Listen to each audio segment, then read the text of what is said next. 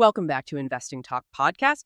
Today, we're tackling a question that seems to be popping up quite a bit. Is Ramaco Resources a good time to buy right now? We've waded through quite a few sources, financials, reports, expert takes to really get under the hood here.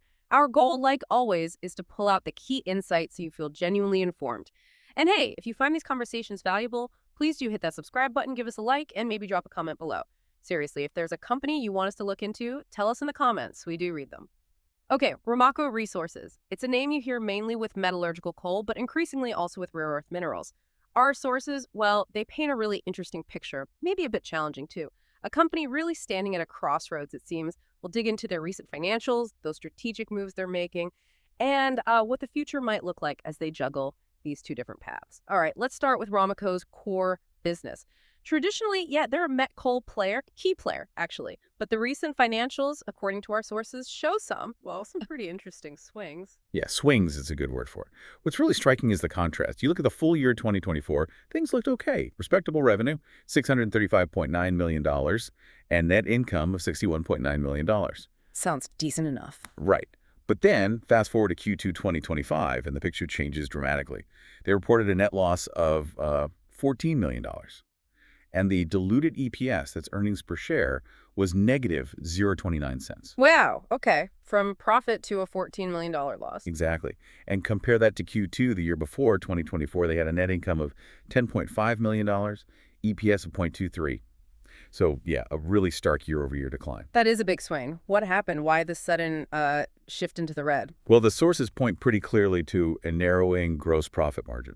The main culprits: lower realized sales prices for their met coal, and also slight dips in volume. So getting less money per ton, basically. Precisely. And management themselves highlighted these ongoing pricing headwinds, global market weakness, as the key reasons for that Q2 loss. It really just underscores how sensitive their earnings are to what's happening in the broader coal market. Okay, so that explains the Q2 hit.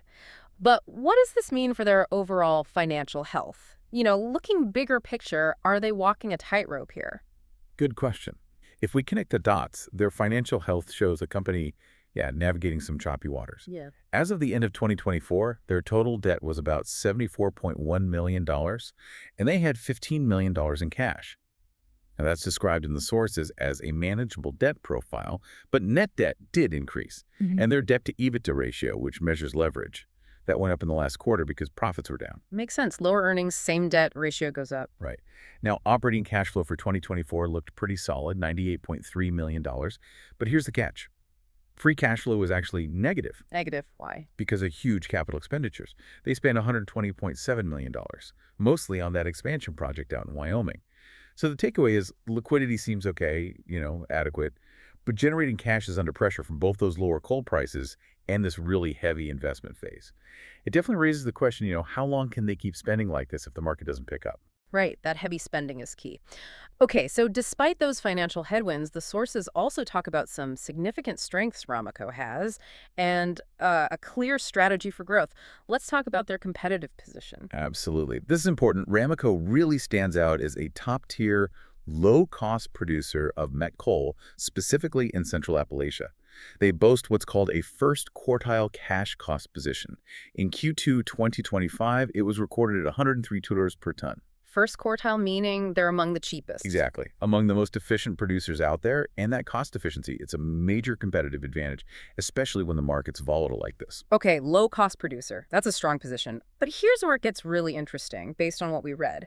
Beyond just coal, Ramaco's making some big moves into a completely different area. That's right. This is the diversification play. The company is actively pushing into rare earths and critical minerals out in Wyoming. This isn't just tinkering around the edges. It's being positioned as a potential long-term growth engine, a strategic shift away from being, solely reliant on the ups and downs of the coal market. And there was something about a permit recently. Yes, good point. Their Brook mine got a new 5-year permit back on July 29th, 2025. And that permit specifically supports expanding both their coal operations and these critical mineral projects. So it clears a path for that dual strategy. Okay, so they've got this dual focus now. How does Ramaco actually stack up against its peers, both in coal and in this new rare earth space? Well, in met coal, their main competitors are names like Alpha Metallurgical Resources, Warrior Met Coal, Arch Resources, big players. Ramaco's cost profile is definitely competitive, maybe even better than some. But the sources note they're smaller in scale and more regionally focused, mainly Appalachia. Now, the rare earth venture, if that takes off, it could really set them apart. But, and this is a big but, it's still very early days for that project. Still developing. Early days, big potential, but also risk. Got it. So with those Q2 losses we talked about still fresh and this big diversification plan needing funding, let's look at how they're managing their finances. Our sources mentioned some pretty big capital moves recently. Yeah, August 2025 was definitely a busy month on the financing front. Ramaco kicked off a major public offering of their Class A common stock. They were aiming to raise $150 million, plus there was an option for the underwriters to buy another $30 million worth of shares from Yorktown Energy Partners, a major shareholder. So potentially $180 million in new equity. Potentially, yes. That offering was expected to close around August 7th and be fully finalized by the end of September 2025.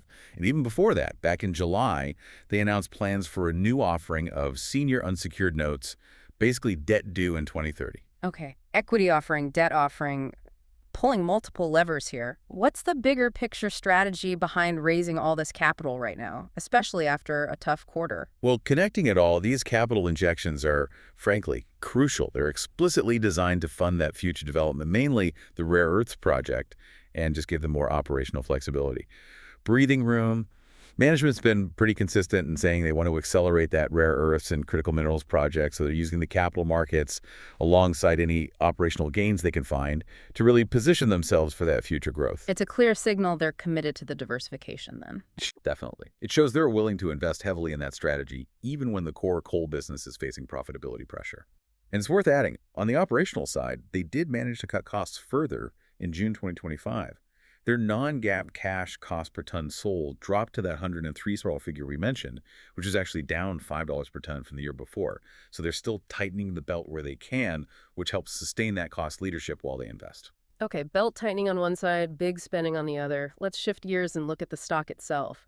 What are the charts, the technical indicators, telling us about Ramaco Resources recently? All right, looking at the technicals, as of early September 2025, the stock was trading in a range roughly between $20.50 and $24.20. It closed around $23.49 on September 4th.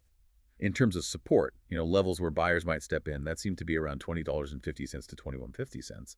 And resistance, where sellers might cap the price, looks to be in the $24 to $25.50 zone.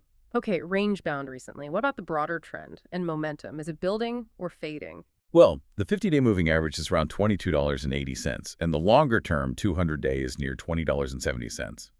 Generally, when the price is above both, especially the 200-day, it suggests a medium-term uptrend is still intact. So the trend looks okay? Medium-term, yes.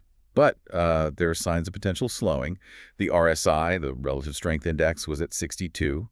Anything over 70 is usually considered overbought, so 62 is getting up there, showing maybe slightly overbought conditions. And the METC, another momentum indicator, while positive, was flattening out.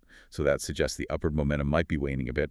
Could mean a short-term pullback is possible. Okay. And volatility? Oh, yeah, volatility remains high. That's pretty typical for the whole coal sector, really. It's not a smooth ride. No kidding. So how has the market actually reacted to all this news? The Q2 results, the capital raising? What's the general feeling or sentiment out there? From what the sources indicate, social media sentiment seemed to be kind of neutral to maybe slightly negative, mostly reacting to those disappointing Q2 numbers. The capital raising might help stabilize that view, though. What's interesting, or maybe telling, is that our sources found no significant insider buying or selling reported in Q3 2025. No insiders buying or selling. Yeah, sometimes that can signal internal confidence or lack thereof, so the absence is notable.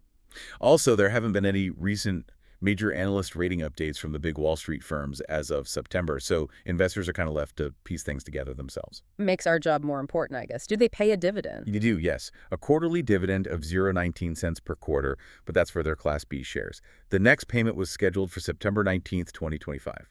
So there is some income component there for certain shareholders.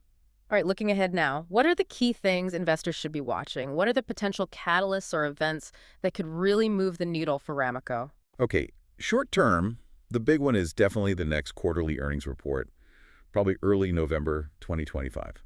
That'll be critical. Also, any news, any developments at all on the rare earth mineral testing or project updates from Wyoming, that could be huge. There are a few dates to note, too. September 16th had potential for ETF rebalancing activity.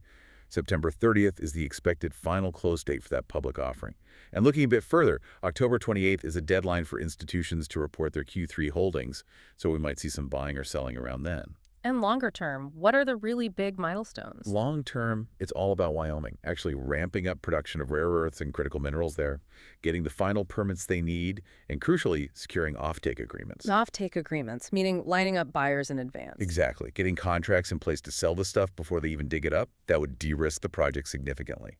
And of course, the ever-present factor, a sustained recovery, or conversely, a further downturn in met coal prices, that will always directly hit their bottom line. Lots to watch. Okay, this brings us to the risks. What are the biggest potential downsides someone considering Ramaco needs to be really aware of? Number one risk, hands down, is their exposure to coal price swings. It's volatile, it's cyclical, it's even highlighted as a key risk in their own official filings, like the 2024 10K report. Then there's the execution risk for the Wyoming Rare Earth Project. It's ambitious, it's complex, permitting hurdles, technical challenges. Lots can go wrong with a project like that. Yeah, new ventures always carry that risk. For sure. And being concentrated mainly in Appalachia makes them a bit more vulnerable to specific regional issues, regulations, geology, things like that. Stepping back even further, you have the broader industry risks. Met coal demand depends heavily on the global steel industry, which itself follows the overall economy, cycles upon cycles. And then there's the longer-term structural headwind.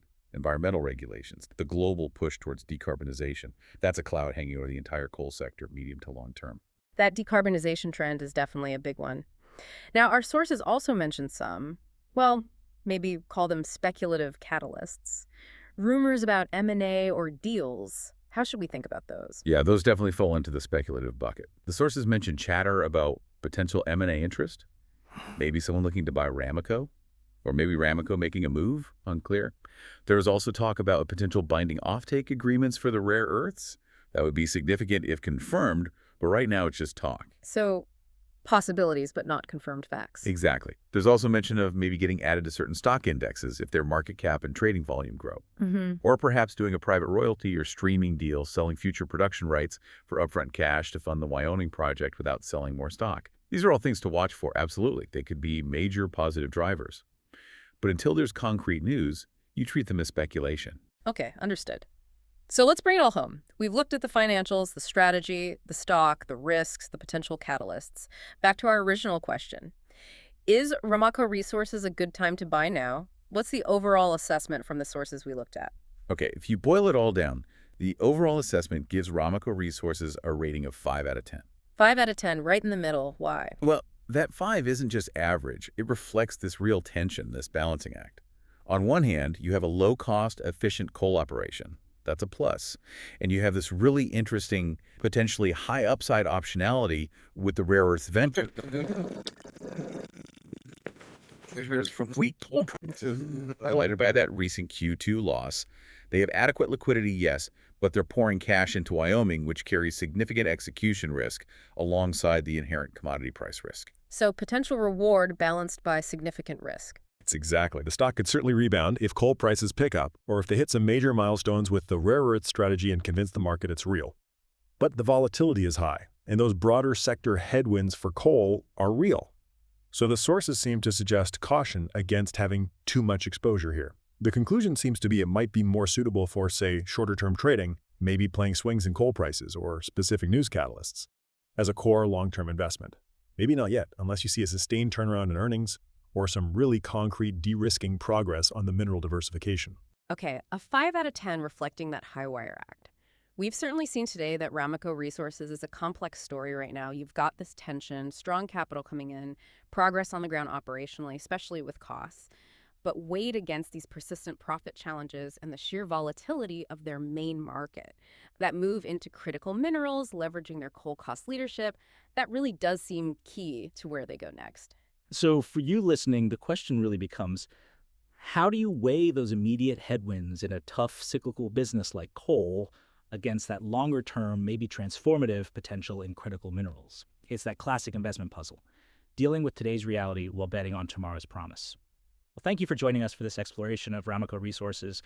We hope it's giving you a clearer, more nuanced picture to work with. Please remember to subscribe, like, and drop us a comment, especially if there's another company you'd like us to unpack next time. Until then, keep learning, keep questioning, and keep investing wisely.